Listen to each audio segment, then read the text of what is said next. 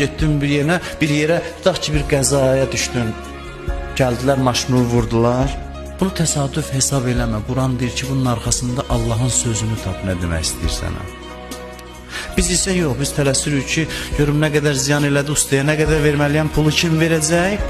Məsələ həll oldu, getdi. Bu məsələnin cüzi hissəsidir. Arxasında dayanan var ki, bu nə idi mənim başıma gəldi və niyə başıma gəldi bu? Nə istəyirlər mənə desinlər? Niyəsini bilə, hətta niyəsini bilməsə belə, bəzən bilmək olmur niyəsini. Heç olmasa bilə ki, niyəsi var.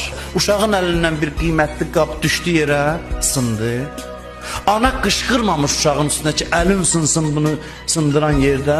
Ana bir qədər aram dayansın ki, nə baş verir görəsən? Allahın nəsə sözü var. Allah Quranda buyurur ki, mən müsibət, xırda və böyük sizin başınıza gəlirsə Allahın izni iləndir, təsadüf yoxdur. Maşını biri gəlib vuran kimi düşüb qışqırma.